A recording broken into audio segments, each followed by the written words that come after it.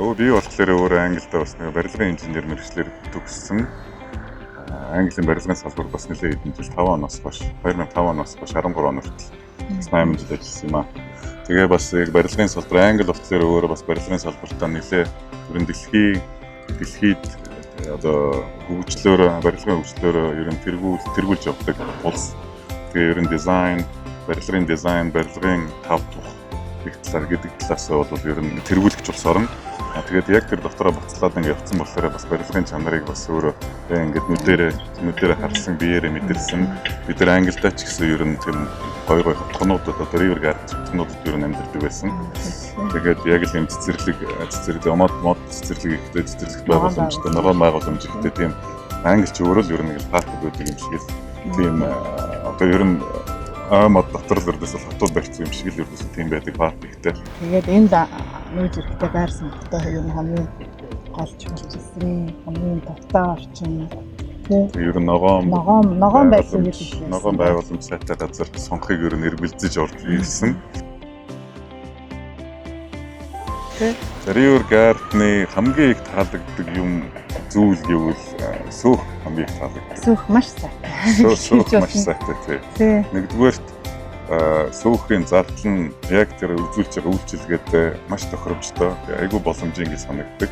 Одоо бас бусад хотгонуудын сөөхийн зардлуудыг бас сонсоход тэгээ үйлчилгээг нь сонсоход бол River Garden сөөхийн одоо тэр зардал төлбөр яг үйлчилгээтэйгээ харьцуулахад бол яг л үгүй яг зөв мөнгөөр зөв үйлчилгээ явуулж байгаа. Мөнгөө зөв зарцуулж байна гэж боддог. Сөөх бол тун сайн, сөөх сайтай хотхон.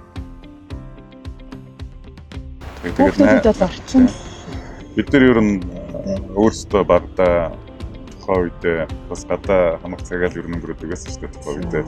Тэгээд одоо орчин үеийнхээ болцсон одоо жишээ нь бусад хотгонууд гадна тогтолт ч юм уу одоо нэг тийм тоглоомын талбай ер нь багтаа байдаг. River Garden тийм одоо зовлон багтаа ер нь яг бидний багнаас яаж өнгөрсөн бэ? Яг тиймэрхүү байдлаар хүүхдүүдийн багнаас өнгөрч байна да. Хүүхдүүд ер нь бүгдээрээ гадаа тоглосон байдалтай.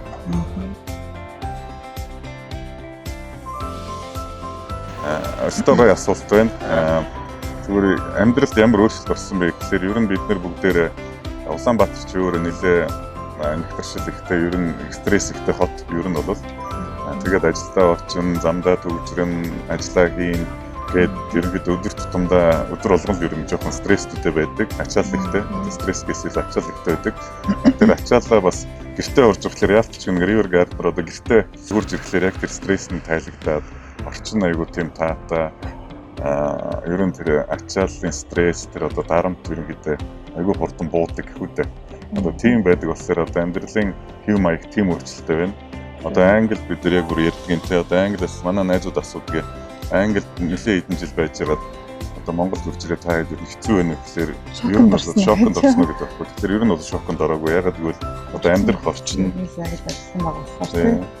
орчин яг адилхан байгаад болохоор бид нар яг л үрдөөсөө яг нэг орчин яг л адилхан нэг орчноос нөгөө адилхан орчноор ороод ирсэн тийм. Бүс жаргалтай болоод тэгээд тийм орчин яг л тухтай л орчин бүрдсэж байгаа болохоор тийм өөрчлөлт ямар ч байсан байдаг юм аа. Одоо тийм өөрчлөлт байна да. Тийм, хас жаргалтай байна.